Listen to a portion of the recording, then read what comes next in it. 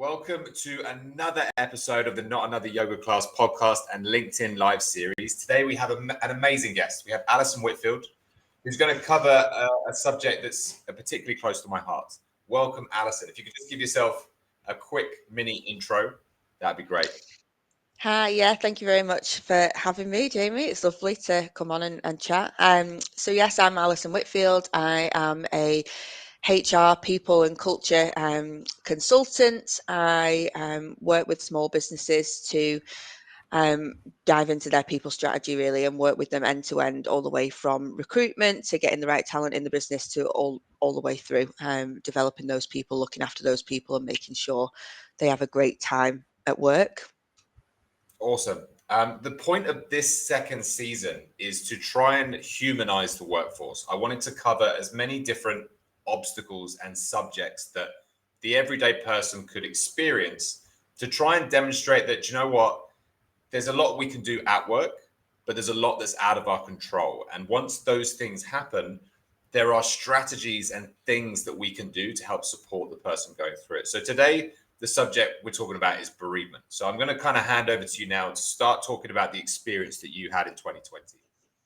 Yeah, absolutely. Thank you. So, I don't claim to be an expert on bereavement, but I definitely think I've unfortunately had some experience in that area.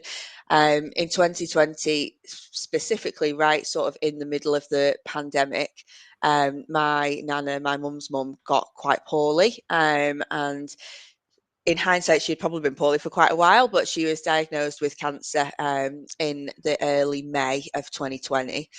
And it was a complete shock to our whole family. She was just like the queen to us, and had not long turned 80. The year before, we'd all been up to Yorkshire in like a massive house with loads of us celebrating a big birthday. And then suddenly she was very poorly, and we hadn't spent time with her because of COVID and everything that was happening. So it really kind of threw everyone in my family into a this kind of mode of, right, we're all just focused on Nan now. And it was a really crazy time, I think, mainly because nobody could switch off from everything else. It was really evident to me that everyone was coming to see her, and we had to develop this. Thinking back on it now is wild. We had to develop this sort of one-way system through the house, and we would like go into the back door and mask up and do the hand sanitizer. It was like we were scrubbing in for surgery every time we went in the house. And then someone else would come out the front door, and we'd go in only two at a time, so we were 6 feet apart, and it was crazy. But we kind of had to do it because my nan had refused to go into hospital. She didn't want to have any further tests and things like that. She just wanted to be at home. So it was a case of, look, we can do this and make it work in the safest way possible, or we can essentially leave her alone, which was just not going to work. And she was quite poorly, and she was doing things like getting out of bed and falling and all of those things. So we had this system, and it just took over our lives for weeks. And unfortunately, she did deteriorate quite quickly, and she passed away at the end of May. But that May, those few weeks for our family were absolutely insane. And having such a big family at the time was quite a blessing, because thankfully we could lean on each other. But it has always made me think about how like if people would cope in situations where they didn't have as much family support, or they didn't have support from their employers. So I was very lucky that as soon as that happened, we were all working from home at that point. But as soon as that happened, my employer at the time my bosses were just like, it's fine, like, do whatever you need to do. Like, if you're online, you're online. If you're not, you're not. Like, just let us know what you need.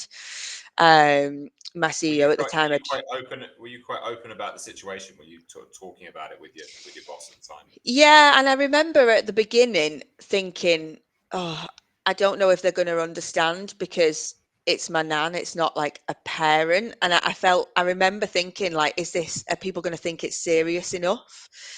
But I think in hindsight, I've looked back on it and thought it actually doesn't matter. Like, it could be anyone in your life. And I think that's something that I have now sort of thought about as a people leader, and I advise companies on, when you're thinking about these policies that you put in place and you're thinking about how to deal with these things, it's not the same for everyone, every person. Someone might take a grandparent's death much harder than a parent's death, or it could just have an impact on somebody's life so much, regardless of who it is. We talked Um, about it the other day. Me and a friend whose dog just passed away, yeah, and it was. We were talking about this before because we both have had rescues, yeah, um, and for him, it was his closest confidant. It yeah, was the thing that kept him emotionally stable yeah, for 14 years, and his consideration is the same as yours. Are people going to think that this is serious enough? yeah. And it's a shame, isn't it? Because actually, we're all different. And I am someone who is from a very big family. So my mum's one of six. Her mum was one of six. Her dad was one of 13. There's cousins coming Wow. out of our ears. There's huge, huge, like layers of this family that we were very lucky to have through that bereavement period.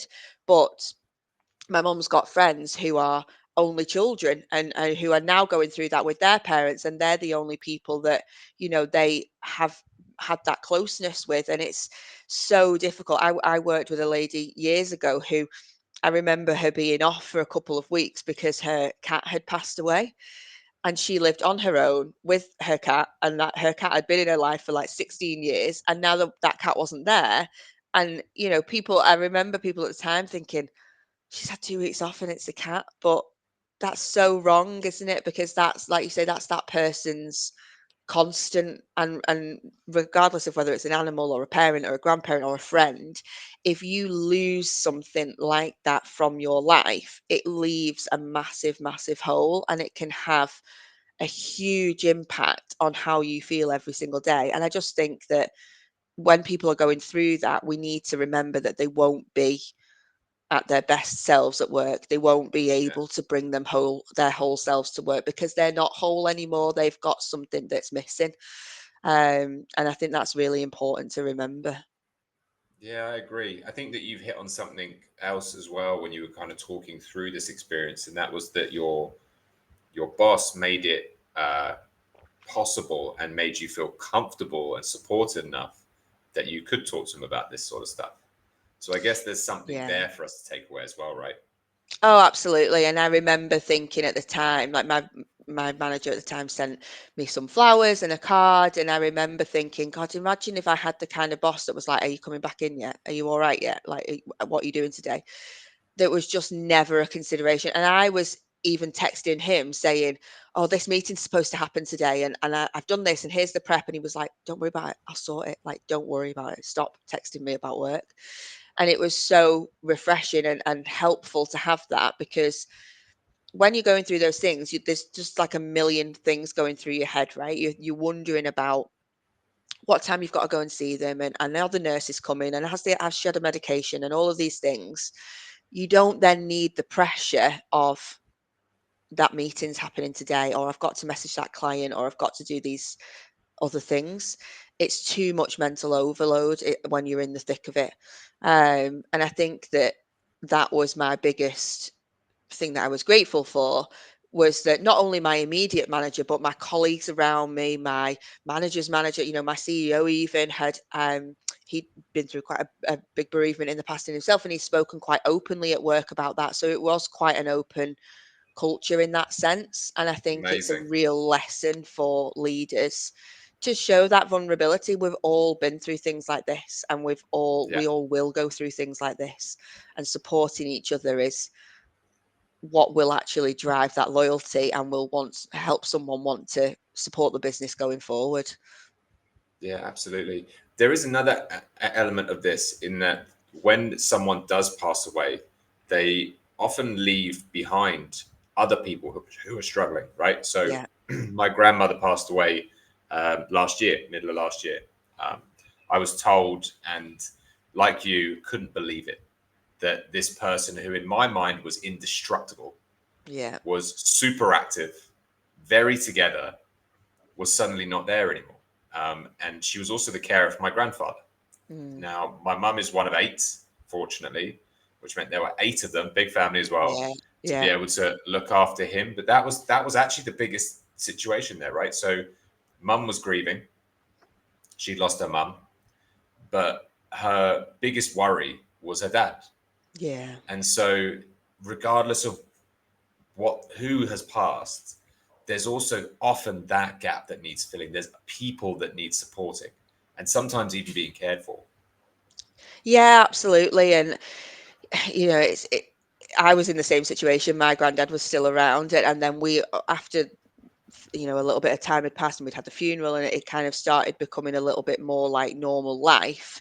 We were all thinking like, who's been to see granddad, who's made him his Sunday dinner, who's taking him out for a walk, who's doing all of these things, and you still have that impact for months and months and years to come. And bizarrely, my granddad actually got quite poorly a couple of years later, and we had a very similar time where he got ill in May last year. So May is not a good month in our family, Oh, good but month. he got really poorly last year. And at the time, I was very, very early on in my pregnancy. So I'd found out that I was pregnant. My mum was the only person that knew. We then went back into this caring for an elderly, poorly person. And I was determined to help him and determined to sit up next to him all night and have that time with him. But my mum was also remembering the grief from my nan that was awful, being back in this same house, going through the same thing again with her dad, but then also thinking about me. Oh, Alice Yeah, sat up pregnant. Not no one knows that she's pregnant. She's sat there all night, sitting with my dad and helping him. But that was what I wanted to do. So there's so many elements and layers of all of these things that happen, and all of these ripple effects when someone is poorly and is unfortunately dying and then passes away as well, um, that can impact us. And that's not also even thinking about that you might have young children, you might have to yeah, explain that to them. And we were kind of lucky in that sense that all of the grandchildren were grown up. We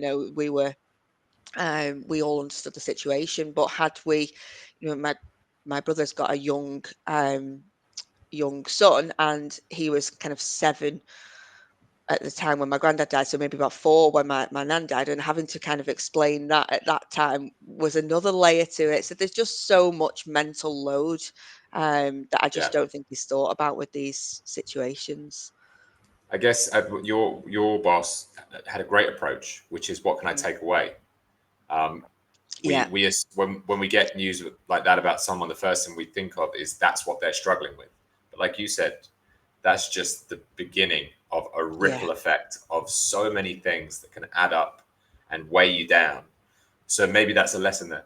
Maybe is if you do have a colleague, if you do have someone at work or you're working for you that is going through something like this, a great question is what can I take away? yeah. What can I remove from the front of your mind so that you can think about the things that need to be thought about?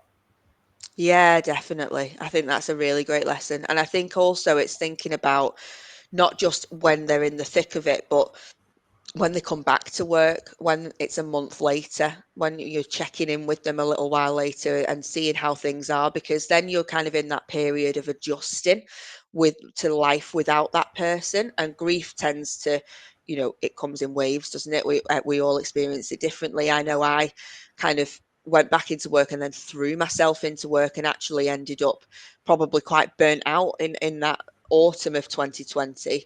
Um, and not really knowing where to take my career, and that sort of took me into a completely different career conversation, and changed what I was doing. But I think it's just understanding that things can change, and at the time when someone first passes away or they're poorly, you kind of go into focus mode, don't you? You just like, I know what I need to get done, I know what I need to sort, I know I'm sorting all of these things out. But it's months later, I think, when you're adjusting to life, that you sometimes need that support, and you need someone there just Yeah, checking in, saying, are you managing these things okay? Are you taking too much on to distract yourself from this feeling? And how can I help with that? Because I have seen it, and I've spoken to a lot of people in the past when they have lost someone, that it is a direct road to burnout, because you do just decide to distract Yeah. yourself with something else. So I think keeping an eye on your colleagues and the people on your team in the months after bereavement is also really, really important. Yeah, I think it's an amazing point. When you said that you just jump straight back in after something like this and bury your head in it, I related so strongly. So that is always. My father passed away when I Mm. was 23, and all I did after that was just work. I worked Yeah. on whatever I could. I started painting the house. Everyone around me was, grieving and dealing with things. I was Yeah. just bouncing around, trying to get, as much done to kind of clutter my mind up as much as possible, so I wouldn't have to think about it as much. Um, and I wonder if there's some considerations with neurodiversity there as well. I'm just starting to learn about my ADHD and how it impacts me, and this feels very tied into that. So maybe that's another conversation as well. Is when something like this does happen, we need to look at the person. I think that's the core of what you're saying. Forget about trends and forget Yeah. about procedures. Look at the person. Be supportive. Be open. Communicate well. Make sure that you're trying to take stuff away from them, and hopefully that Yeah, makes and a I think it's difference. a real lesson for managers and leaders in this is also why it's so important to know your team well in the first place, and to build those relationships, because you won't notice that someone is struggling unless you know what they're like normally, and you know what they are, how they deal with their day to day normally. You will pick up on things if someone's not right, just as you would if you think about your friends and your family. You know when someone's not quite themselves. You should know that about the people that you're managing, and the people that are in your business. If someone is continuously feeling stretched, or they're behaving differently, or they're missing deadlines, or they're not doing something that you would expect them to do, is there something else going on there that you need to go and have that open conversation with?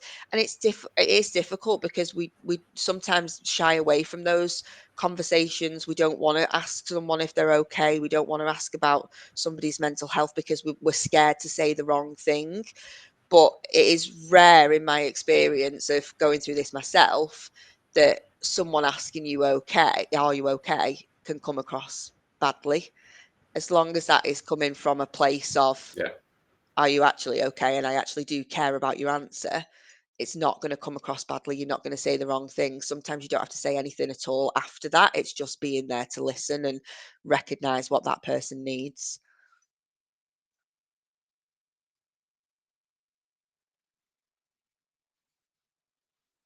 Oh, I think we're frozen.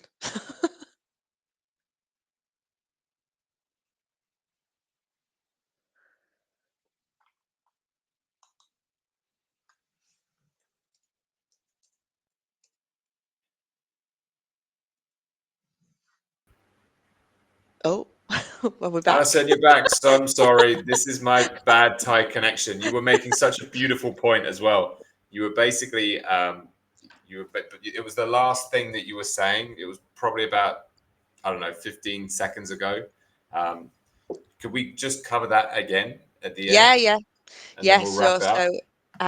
I was just saying about understanding your team is really Yeah, important, and having that relationship with them already is important, because you will then recognize when something isn't right. And even if it is months down the line from a bereavement, recognizing what they might not be doing, or that they're different, is important, and we shouldn't shy away from those conversations. We shouldn't worry about saying the wrong thing, or not approaching the mental health discussion, because actually, in my experience of bereavement, I've never thought badly of someone for coming to me and saying, listen, are you okay? yeah, What can I do? What, like as you said, what can I take away? How can I help? Those conversations are always well received when someone is struggling. yeah, yeah, yeah. Okay. I mean, look, thank you so much for coming on. There's so much actionable advice here for any manager or even a colleague that Yeah, notices that something's wrong or hears that someone that they're working with is struggling with bereavement or is experiencing a bereavement. yeah. Thank you so much. It's a subject very close to my heart. As I said, I've lost some very significant people in my life, and sometimes whilst I was at work and didn't necessarily get the support that you got in this instance. So Yeah. it's really refreshing and really great to hear. And I think that it's an amazing lesson for people that want to do better and want to support. So thanks for coming on. No, you're very welcome. Thanks very much for having me.